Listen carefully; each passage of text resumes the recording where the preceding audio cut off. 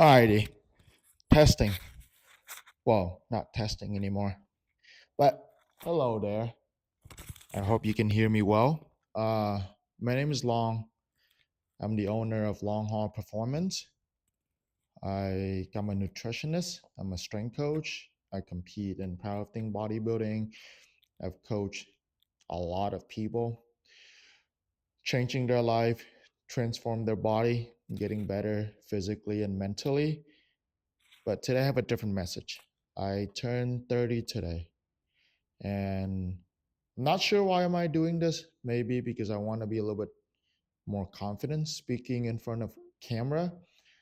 Uh, but maybe because I want to be able to record something. So maybe when I turn 30, 40, I can have something to watch again and look back and compare. I'm probably going to do another video when I'm 40, another video when I'm 50, 60, so on and so on. But, you know, uh, pretty much just a reflection and maybe a self-assessment and a review of the last decades my the last decade. Excuse me. I do. If you hear me talking and you hear me starting to adding s to every single random word that I say, is probably because me just being foreign. My wife has been teaching me how to be better with that, so I'm trying my best to be more mindful, but it happens. So however, all right, let's get back to it. Just a reflection of the last decade, of my 20s, my mistakes, my loss, my wins, what I've learned, and what I'm going to take going into my 30s. Hopefully, trying to be a better person. There's I'm probably gonna break it down to a couple of things. I thought about this a lot, like in the last couple of days, making this video, but there's probably first thing is relationship, career, money, and I don't know, last thing. I'm really thinking of one last thing, but probably self improvement. Um, some of the things that I've learned, and some of the things that I wish I've learned sooner. And keep in mind that actually majority of the good things that I've learned in my 20s were actually learned in my late 20s, especially 27 until now. Um, growing up, I thought I would be very mature by the time I turned 21. It's absolutely false. I was still extremely immature. I think I was still immature until I was like 20, until I was 24, 25. Yeah. But, you know, life has thrown me a lot of curveball, a lot of blessings, a lot of, you know, like a lot of blessing, but also life has taken away, you know, many people that I love, and really just want to give a reflection. And this video just more so for myself. However, if I can use myself as an example to at least help anyone out there, then it's great. If not, I'll watch myself in another 10 years and see how cringy I am 10 years from now. But yeah, let's start with relationship first. And by the way, I'm doing this live, so freestyle, unrehearsed, whatever you want to call it. So there's gonna be a lot of pausing, and I probably should have done better, but it's too late now. Can't pull out. But let's start with like relationship. I think when I was in my 20s, especially like my early 20s, I think that you need to have a lot of relationship. You need to have a lot of friends, and you need to know a lot of people, which is true. I do think that to an extent, but now that I turned 30, um, it's a little bit different for me. Like obviously now that I know, right, there's acquaintances and friends and people who I consider friends or true friends or people who I can count on, people who I can talk to without fear of being judged, right? And within those friends, I have two best friends, you know, best friend Michael and my best friend Bertha. They don't judge me for anything that I do. Like, are they disappointed? And were they disappointed when I made mistakes? Absolutely. And because they're critical of me, they want me to be better, right? But did they still stay by my side and help me get through things? Absolutely. And I think that's extremely important. Um, and really, it also doesn't matter how long you know the person, it matter what they do for you and how much they show up for you. You could know someone for 10 years and, you know, they could give a crap when you're in need, in the smallest need, but you could know someone for a month and they'll, probably pick you up on the side of the road in the middle of the night if you're stranded. So really just, you know, the length of your friendship doesn't matter, but what they do for you, whether they respect your boundaries, respect what you do, matter a lot more. Maybe I'm missing some few other keys too. And, you know, in terms of romantic relationship, I do things that looks does matter, but it's only matter to a certain extent. I tell people this all the time, right? I'm very open about things like these, but when people say looks don't matter, it's such a lie. They like looks matter. Looks get you through the first door. And after that is personality, drive to be great or aspiration, and then work ethic and manners, right? All of those matter. I've you know I've been to just only a few relationships, serious relationship, and I'm very extremely blessed and lucky and fortunate to be married to the best woman like ever, Elizabeth Ellie. Uh, it's funny enough, right? Like I proposed her after 6 months of knowing her, but it's crazy. Back then, I like when I was in my 20s, I would think that is cringy, but when and like the way she treated me, the way she treated my family, my friends, the little things that people do for you, it matters so much, and I treasure that a lot. I do think that without Ellie, without my wife, I wouldn't be where I am right now with my career and my mindset. So I could sit here and talk all day long about her, but she's perfect for me, and I'm very blessed to have her. She's got gift to me. But yeah, let's back to relationship.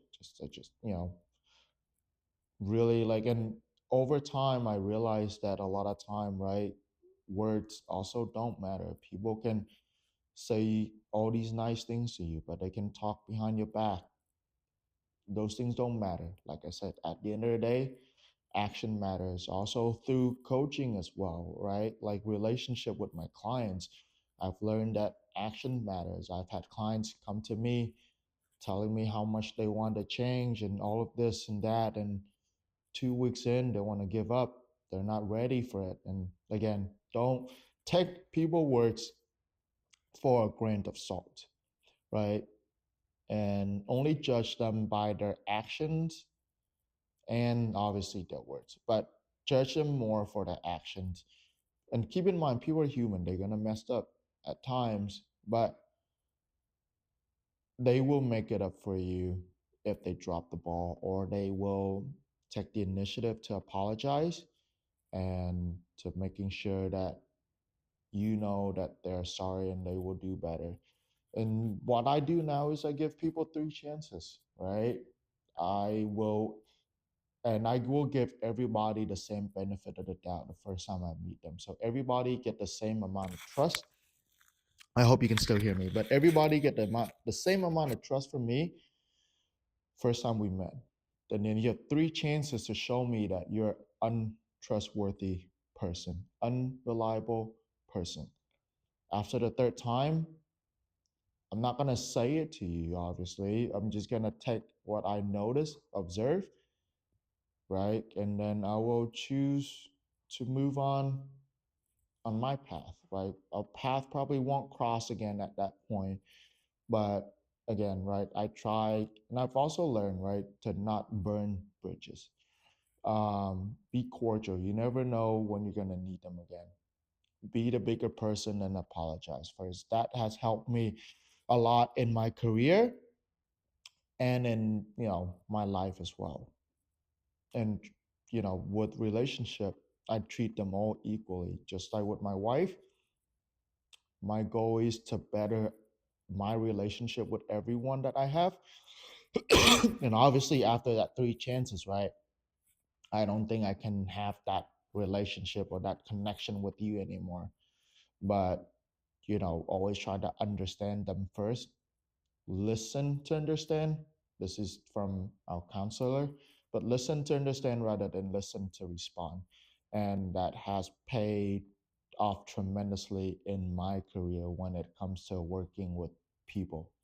Understand where they're coming from, understand their point of view, and try to work out a solution that both of you can be happy. Uh, there are going to be time that you're not going to be happy with the solution. However, that's okay. You take the loss and you move on and you learn from it. But do your best to understand where the other, person coming from. And if you don't agree with them, then that's fine. Just let them know that and move on, whether you guys continue the relationship or that connection or not. But at least, just let them know that. However, let's say if someone wrong you though, right? Then just take it as a lesson, take it a loss, and move on. There's no need for confrontation. This is mo- I would say for me, 9 times out of 10 is not worth the confrontation and my energy putting in to argue with that person. Just move on. Next would be career wise. And this is there may be a little bit more vulnerable here, but so I've worked for the last 5 years to build up this brand, Long Haul Performance.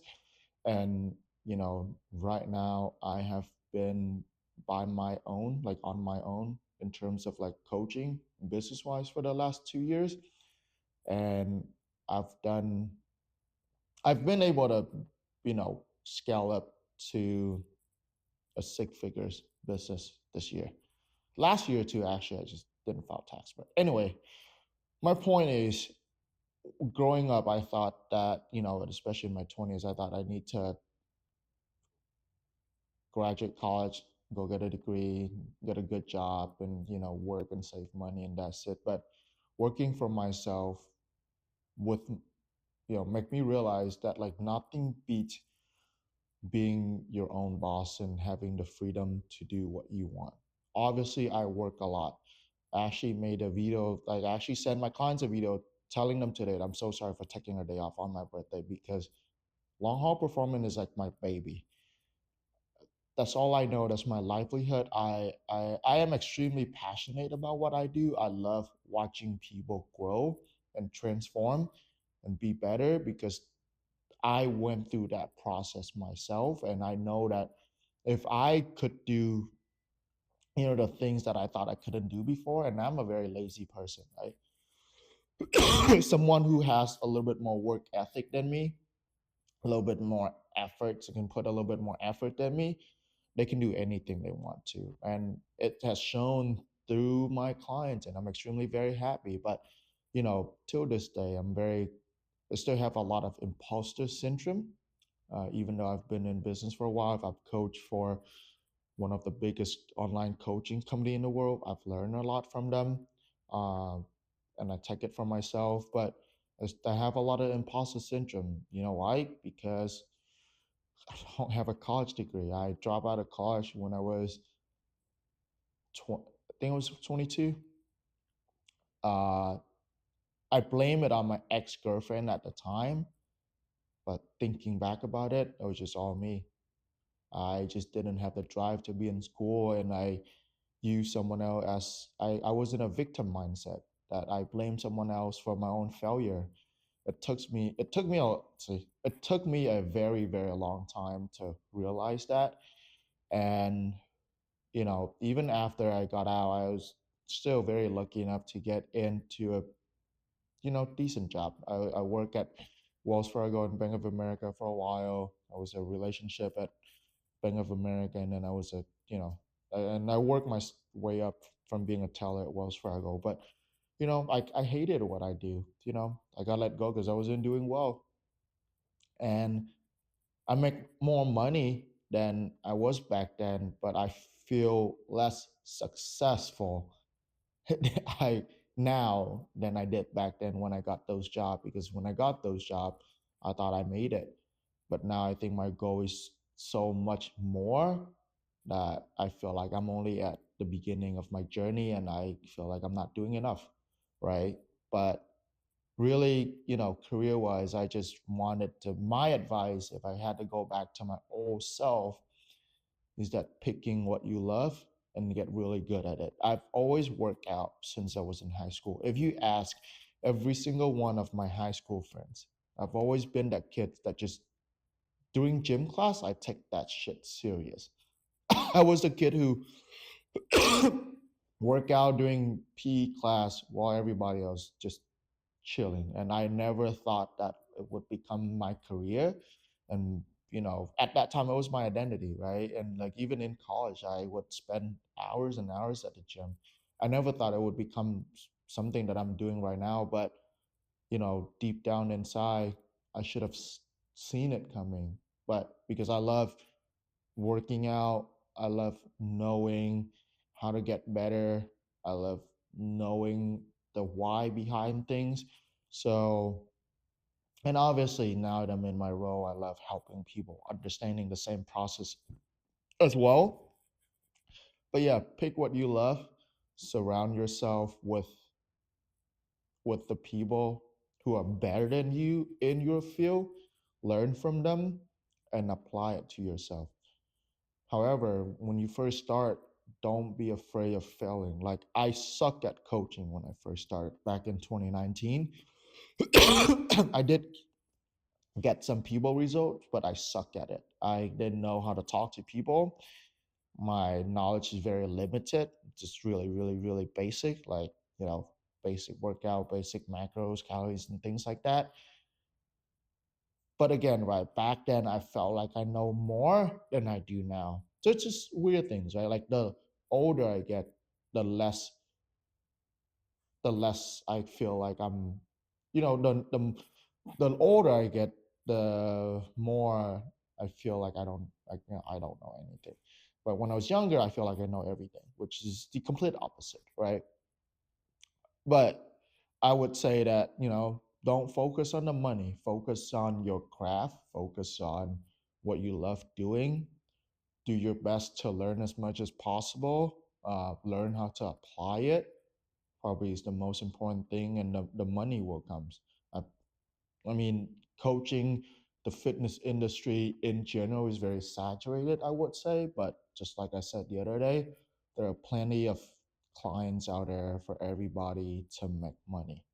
And I've been very blessed that I have a lot of clients trust me with their investment, with their results, and it's paid off. They trust me, and I kind of the return on the investment I give them is what worth the value for them. And I've been able to, you know, done pretty decent for myself, you know, for a college dropout. I always say that, but I think I need to stop saying that because I feel like that's the victim mentality, right? Like a victim mindset. Like if I'm not making money right now as a coach, it's not because I'm a college dropout. It's because I'm not a good coach. And I wish my younger self would understand that. When I was younger, I blame a lot of people for my failure, and I wish I didn't. You know. Uh, well, last thing. is like money. Um, if I had to go back, I would tell my old self that probably save and invest money. Um, and you don't need to spend money to impress people. Spend money because you want to and you're happy with what you're doing. But if you're spending money to impress people, you're doing it for the wrong cause, and most likely it'll cost you to go broke. Uh, be very mindful of your money, right? Invest money or spend money where it's going to make you money. So, for an example, for a lot of my clients, especially if they've been with me for a while, on their birthday, I buy them a gift. You know, it's not small, but it's not big, right? And for me, it's worth it because I give them back a thank you and appreciation. Um, I guess action, effort for and then from that, right, they can see that I care, which mean they like how I work, I like how I do things on top of the result. They tend to stay with me for longer. So that's just an example. Or invest in people. you know I wish I invest in your time with people, but people that matters to you. And that's gonna I don't think money is really simple, right? Like just making sure that you be smart with it, don't be stupid with it, and you'll be okay, right? The car you drive don't matter. What matters is how much you have in your bank account, how much you have in your investment account, how many properties do you have, things like that, right? I used to think that I need to wear Lululemon to impress people, but that don't doesn't matter at all. You know, I still have some Lululemon stuff, and like I buy it because I like the quality. I don't buy it because I need to impress people with what I wear. I think that's the biggest, probably the biggest lesson with money. Last but not least, I think that I would say the biggest lesson I learned in my 20s is to not take your people for granted. What I means by that is, it's very vulnerable uh moment here, but growing up, I always think that like the people just around me, it's always gonna be there forever, or at least for a very, very long time, and that was very wrong, right? It started probably I believe in 2020. Um, I lost. Actually, no, it started in 2014 or 2013. Actually, I lost one of my best friend at the time, Ron Murray. I consider him my best friend in high school. He he was in the he was in the military, and like he passed away unfortunately doing a training. Then I didn't think much at the time. Obviously, it hurts a lot, and but I never really think about it. I just thought it was unfortunate, right? But the people around me, like my immediate family and things like that, I thought they would stay with me forever. And then fast forward to around 2020, I lost one of my really good friends, Jimmy. Um, Unfortunately, he was dealing with some mental health issues and that I didn't know about. Because obviously he was a lot older than me. I didn't understand how important mental health is until now. But you know, he lost his battle with mental health. And then in 2021, I lost my aunt to cancer. It was October of 2021. And, when we found out that she had cancer, I thought she'll beat it. Fortunately, she did not. And, for me, she's like my second mom. We lived with her for a while when we first moved here to the US. And, I never thought that I would lose her. She's the person that always give, even when she has nothing, and I think it's extremely unfair. However, I do think that you know maybe God saw that in her, and he didn't want her to suffer anymore. So he just, invite her back to heaven with him. And then in 2021, again, 2 months after my aunt passed away, I lost another one of my best friend, my mentor, my first coach, the person who taught me pretty much the foundation of coaching and taught me how to be a coach, because that was how I was coached, and I want to just be like him. Uh, Cade Gilbert, I actually still have pictures of him with me, for his obituary. I've kept it since the day he passed. Again, same thing. He lost his battle with his, he lost his battle with mental health, and unfortunately, he passed away at a very young age. We're the same age, actually, and that affected me quite a lot, because in a way, I lost someone who I can go to and ask for coaching, but more so like, someone who I was always looked up to. And I think that, he came from a very great family. His parents are great. Um, they love him. He had an amazing fiance at the time, and truly, I don't know what happened. You know, I wish I did. That affected me a lot. And then after that, I thought everything will be okay. The next person we expected to lose is actually my dad. He was diagnosed with Alzheimer, I believe, almost 10 years ago. He's 70 this year, coming up in June. So maybe 8 years. Again, I took him for granted. I just thought it was just, I thought that he'll be here for a long time, but, you know, he has been in stage 4 Alzheimer for since 2019. He's in hospice now, so obviously that's something that I was going to save it for later, but that's something that I've been kind of working myself to be prepared to lose my dad. Uh, but obviously there are s- more people, that more of my loved one and close one, that unfortunately left, um, before I could be fully prepared for my dad. The biggest loss, is probably my little brother. He passed on Labor Day of 2023, in a car accident. Yeah, I think that changed my life. Um, it changed the way I look at things, and it changed the way I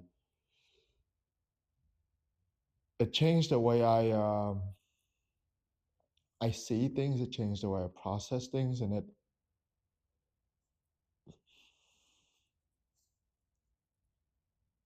sorry, and it definitely changed the way I treat people as well.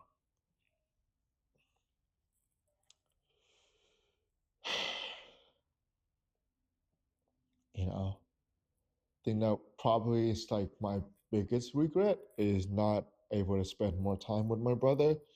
Uh, right before he passed, we were able to do a powerlifting meet together, and he wanted to do compete more. I was so excited to coach him, and we were able to do one meet together. But I didn't know that would be like our first and our last meet doing together.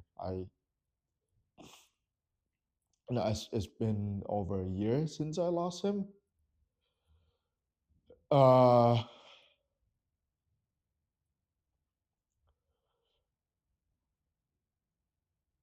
but I don't think I've gotten over him yet. There's still a moment where I find myself just start to cry, because I overheard my mom talking about him.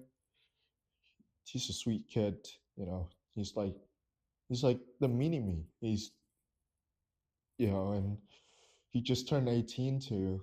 when he turned 18 in June of 2023 and he passed in September of 2023. Just started college.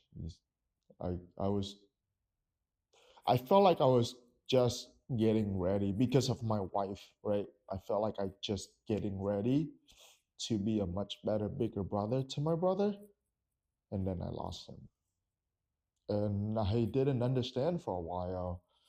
I was very angry at, you know, at a lot of things. Obviously, I was angry at him for putting himself in a situation where now he's not here with us anymore. And